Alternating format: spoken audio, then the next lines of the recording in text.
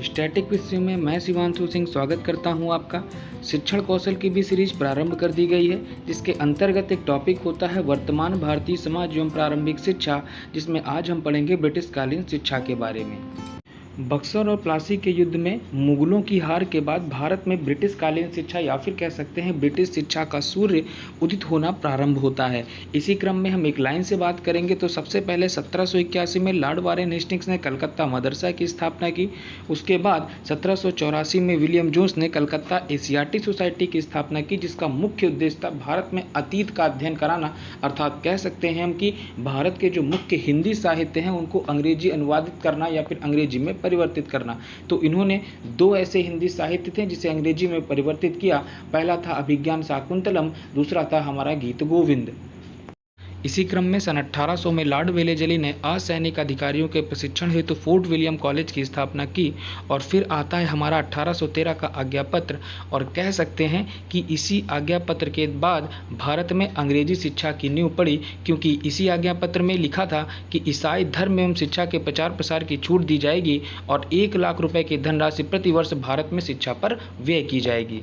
तो जैसा कि 1813 के आज्ञा पत्र में लिखा हुआ था कि भारत में शिक्षा पर 1 लाख रुपए प्रतिवर्ष व्यय किए जाएंगे, इसी आधार पर अब हमारा प्राच्य पाश्चात्य विवाद प्रारंभ होता है, जिसमें प्राच्य शिक्षा के समर्थक वे थे जो चाहते थे कि भारत में जो शिक्षा दी जाए वो मातृभाषा में दी जाए, परंतु पाश्चात्य शिक्षा के समर्थक वे थे जो चाहते थे भारत में अंग्रेजी भाषा में शिक्षा दी जाए या फिर कह सकते हैं पाश्चात्य पद्धति द्वारा ही शिक्षा प्रदान की जाए। जैसा कि एक क्रम से चल रहे हैं हम लोग, और सबसे पहले हमने जाना कि 1813 में एक आज्ञा पत्र आता है जिसमें लिखा होता है कि भारतीय शिक्षा पर 1 लाख रुपए प्रतिवर्ष व्यय किए जाएंगे। अब यह रुपए किस प्रकार व्यय किए जाएंगे या फिर किस माध्यम से व्यय किए जाएंगे, इस पर भारत में विवाद प्रारंभ होता है, जिसे कहते हैं हम प्राच्य पाश्चात्य विवाद। और इसी विवाद का अंत करने के लिए आते हैं लॉर्ड मैकाले, और लॉर्ड मैकाले 2 फरवरी 1835 को गवर्नर जनरल विलियम बेंटिक के सामने एक विवरण पत्र प्रस्तुत करते हैं, जो 7 मार्च 1835 को नई ब्रिटिश शिक्षा नीति के रूप में भारत में घोषित कर दिया जाता है। अर्थात अब भारत में अंग्रेजी शिक्षा का प्रारंभ हो गया और अब भारतीयों को अंग्रेजी भाषा में शिक्षा प्रदान की जाएगी। इसी कारण भारत में अंग्रेजी शिक्षा का जनक लॉर्ड मैकाले को कहा जाता है। भारतीय साहित्य की निंदा करते हुए मैकाले ने कहा, एक अच्छे यूरोपीय पुस्तकालय की एक अलमारी भारत व अरब के संपूर्ण साहित्य के बराबर होगी। अर्थात पाश्चात्य साहित्य इतना व्यापक है कि उसके सामने भारत और अरब के साहित्य केवल नाम मात्र ही हैं। तो आज की वीडियो में मुख्य रूप से हमने जाना 1813 का आज्ञा पत्र, जिसमें 1 लाख रुपए व्यय करने की बात की गई थी, प्राच्य पाश्चात्य विवाद, और इसी विवाद को खत्म करने के लिए 1835 के मैकाले का विवरण पत्र।